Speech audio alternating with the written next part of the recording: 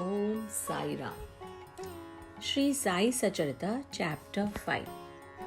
Baba's return with Chand Patil's marriage party, welcomed and addressed as Sai, contact with other saints, his attire and daily routine, the story of the Padukas, wrestling bout with Mohuddin and change in life, turning water into oil, the pseudo-guru Jawahar Ali. Written with Chand Patil's marriage party. As hinted in the last chapter, I shall now describe first how Sai Baba returned to Shirdi after his disappearance. There lived in Aurangabad district, Nizam state, in a village called Dhoop, a well-known Mohammedan gentleman by the name Chand Patil. While he was making a trip to Aurangabad, he lost his mare. For 2 long months he made diligent search but could not get any trace of the lost mare. After being disappointed, he returned from Aurangabad with the saddle on his back. After travelling 4 kos and a half, he came on the way to a mango tree under the foot of which sat a fakir. He had a cap on his head, wore kafni and had a satka under his arm, and he was preparing to smoke a chillam. On seeing Chand Patil passing by the way, he called out to him and asked him to have a smoke and to rest a while. The cure fellow or the fakir asked him about the saddle. Chand Patil replied that it was of his mare, which was lost some time back. The fakir asked him to make a search in the Nala close by. He went, and the wonder of wonders, he found the mare there. He thought that this fakir was not an ordinary man, but a Awaliya, a great saint. He returned to the fakir with the mare. The chillam was ready for being smoked, but 2 things were wanting. 1. Fire to light the pipe, and 2. Water to wet the chappi, that is a piece of cloth through which the smoke is drawn up. The fakir took his strong and thrust it forcibly into the ground, and out came a live ember, which he put into the pipe. And then he dashed the satka on the ground from where water began to ooze. The chappi was wetted with that water, then wrung out and wrapped around the pipe. Thus, everything being complete, the fakir smoked the chillam and then gave it to Chand Patil. On seeing all this, Chand Patil was wonderstruck. He requested the fakir to come to his house and accept his hospitality. Next day, he went to Chand Patil's house and stayed there for some time. Patil was a village officer of Dhoop. His wife's brother's son was to be married and the bride was from Shirdi. So Patil made preparations to start for Shirdi for the marriage. The fakir also accompanied the marriage party. The marriage went off without any hitch and the party returned to Dhoop, except the fakir who stayed back in Shirdi and remained there forever. How the fakir got the name Sai? When the marriage party came to Shirdi, it alighted at the foot of the banyan tree in Bhagat Malsapati's field, near Khandoba's temple. The carts were loosened in the open courtyard of the Khandoba's temple, and the members of the party descended one by one. And the fakir also got down. Bhagat Malsapati saw the young fakir getting down and accosted him, Ya Sai, welcome Sai. Others also addressed him as Sai thenceforth. He became Sai Baba. Contact with other saints. Sai Baba began to stay in a deserted masjid. One saint named Devidas was living in Shirdi for many years before Baba came there. Baba liked his company and stayed with him in the Maruti temple in Chavdi and some time lived alone. Then came another saint by the name Janki Das. Baba spent most of his time in talking with him, or Janki Das went to Baba's residence. So also one Vaishnava householder saint from Pune Tambe by the name Gangagir also frequented Shirdi. When he first saw Sai Baba carrying pitchers of water in both hands for watering the garden, he was amazed and said openly, Blessed is Shirdi that it got this precious jewel. This man is carrying water today, but he is no ordinary fellow. As this land was very fortunate and meritorious, it secured this precious gem. So also one famous saint from Anantnath of Yavalamat, a disciple of Akkalkot Maharaj, came to Shirdi with some people. When he saw Baba, he said openly, This is a precious diamond in reality. Though he looks like an ordinary man, he is not an ordinary stone, but a diamond. You will realize this in near future. Saying this, he returned to Yavala. This was said when Sai Baba was younger. Baba's dress and daily routine. In his younger days, Sai Baba grew his hair on his head, never had his head shaved. He dressed like an athlete. When he went to Rahata, 3 miles from Shirdi, he brought with him a small plant of marigold and jui and jai, and after cleaning, he planted and watered them. A devotee by the name Vaman Tatya supplied him daily with 2 unbaked earthen pitchers. With these, Baba himself used to water the plants. He drew water from the well and carried the pitchers on his shoulders.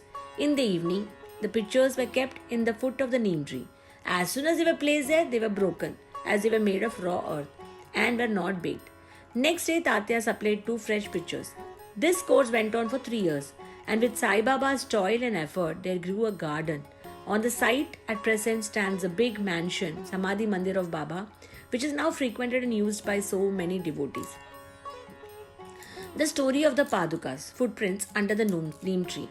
A devotee of Akkalkot Maharaj by the name Bhai Krishnaji Alibakar worshipped the photo of Akkalkot Maharaj.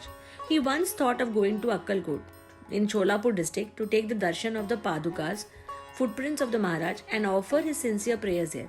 But before he could go there, he got a vision in his dream. Akkalkot Maharaj appeared in his vision and said to him, "Now Shirdi is my resting place. Go there and offer your worship." So Bai changed his plan and came to Shirdi, worshipped Baba, and stayed there for 6 months and was happy. As a reminiscence of his vision, he prepared the Padukas and installed them on the auspicious day of Shravan, Shaka 1934, that is 1912 AD, under the neem tree with due ceremonies and formalities, conducted by Dada Khelkar and Upasani. One Dikshit Brahmin was appointed for the worship, and the management was entrusted to devotee Shagun. Complete version of the story. Mr. B.V. Dev, retired Mamlatdar of Thana, a great devotee of Sai Baba, made enquiries about this matter with Shagun Meru Naik and Govind Kamlakar Dikshit, and published a full version of the Paduka in Sai Leela, Volume 2, Number 1, pages 25. It runs as follows. In 1834 Shaka, that is 1912 AD, one Dr. Ramrao Kothare of Mumbai came to Shirdi for Baba's darshan. His compounder and his friend Bai Krishnaji Alibakar accompanied him. The compounder and Bai became intimate with Shagun Meru Naik and G.K. Dikshit. While discussing things, these persons thought that there must be some memorial of Sai Baba's first advent at Shirdi and sitting under the holy neem tree. They thought of installing Baba's Paduka there and were going to make them of some rough stone. But Bhai's friend, the compounder, suggested that if this matter was to be made known to his master, Mr. Dr. Ramrao Kothare, he would prepare a nice Paduka for the purpose. All liked this proposal, and Dr. Kothare was informed of it. He came to Shirdi and drew a plan of the Padukas. He went to Upasani Maharaj in Kandoba's temple and showed him the same. The latter made some improvements, drew lotus, flowers, conch, disc, maize, etc., and suggested that the following shloka, verse regarding the neem tree's greatness and Baba's yogic power should be inscribed. The verse was as follows. Sada nimba vrikshasya mooladivasata sudasravinam twiktamapyam priyamtam tarukalpa vrikshadikam sadayantam namamishwaram sadguru sainatham. Upasani's suggestions were accepted and carried out. The Padukas were made in Mumbai and sent to Shirdi with the compounder. Baba said that they would be installed on the Purnima, that is 15th of Shravan. On that day at 11 am, G.K. Dikshit brought them on his head from Kandoba's temple to Dwarka Mai, that is Masjid, in procession. Baba touched the Paduka, saying that these are the feet of the Lord, and asked the people to install them under the foot of the neem tree. A day before, one Parsi devotee of Mumbai named Pasta Seth sent ₹25 by money order. Baba gave this sum for the installation of the Padukas. The total expense of the installation came up to 100 rupees, out of which 75 were collected by subscriptions. For the first 5 years, G.K. Dikshit worshipped the Padukas daily, and then this was done by Lakshman Kashevar Jakadi. In the first 5 years, Dr. Kothare sent ₹2 per month for lighting the lamp and he also sent the railing around the Padukas. The expense of bringing the railing from the station to Shirdi was presently 7 rupees 50 paisa, and the roofing was paid by Shagun Meru Naik. Now Jakadi, that is Nana Pujari, does the worship, and Shagun Meru Naik offers the Naivedya and lights the evening lamps. Bhai Krishna Ji was originally a devotee of Akkalkot Maharaj. He had come to Shirdi at the installation of the Padukas in Shaka 1834 on his way to Akkalkot. He wanted to go to Akkalkot after taking the darshan of Baba. He asked Baba's permission for this. Baba said, "Oh, what is there in Akkalkot? Why do you go there? The Maharaj of that place is here, myself." Hearing this, Bhai did not go to Akkalkot. He came to Shirdi off and on, and after the installation of the Padukas, he stayed there. Mr. B.V. Dev concluded that Hemant Pant did not know these details. Had he known them, he would have not failed to depict them in his Satcharita. Wrestling bout with Mahuddin Tamboli and change in lifestyle. To return to the stories of Baba, there was a wrestler in Shirdi by the name Mahuddin Tamboli. Baba and he did not agree on certain points, and both had a fight. In this, Baba was defeated. And thenceforth, Baba changed his dress and mode of living. He donned kafni, wore a langot, and covered his head with a piece of cloth. He took a piece of sackcloth for his bed and was content with wearing a torn and worn out rags. He always said that poverty is better than kingship, far better than lordship. The Lord is always brother or defender of the poor. Gangagir was also very fond of wrestling. While he was once wrestling, a similar feeling of dispassion descended over him, and at that time he heard a voice of an adept saying that he should wear out his body playing with God. So he too gave up the sansara and turned towards God realization. He established a mutt on the banks of the river near Punatambe and lived there with his disciples. Sai Baba did not mix and speak with people. He only gave answers when he was questioned. By the day, he always sat near the neem tree, sometimes under the shade of the babul tree near the stream, at the outskirts of the village. In the afternoon, he used to walk at random and go at times to Nimgaon. There he frequented the house of Bala Sahib Dengle. Baba loved Bala Sahib. His younger brother, named Nana Sahib, had no son, though he was married and had a second wife. Bala Sahib sent Nana Sahib for taking darshan of Sai Baba, and after some time, with his grace, Nana Sahib got a son. From that time onwards, people began to come in numbers to see Sai Baba, and his fame began to spread and reach Ahmednagar. From thence, Nana Sahib Chandorkar and Keshav Chidambar and many others began to come to Shirdi.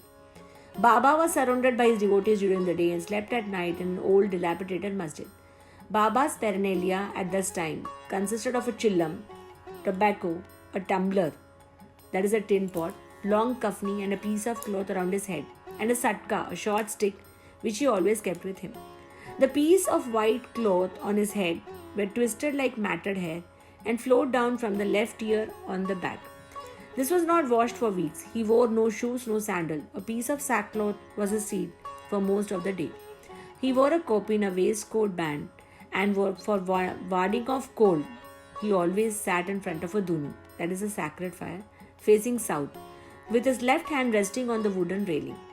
In that duni, he offered an oblation of egoism, desires, and always uttered Allah Malik, God is the sole owner.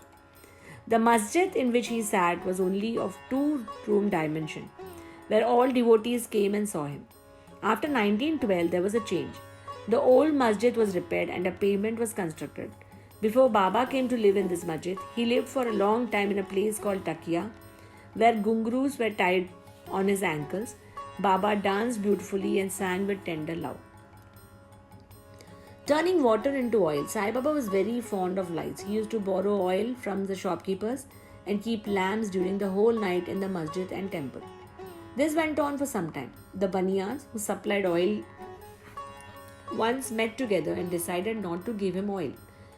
When, as usual, Baba went to ask for oil, they all gave him a strict no.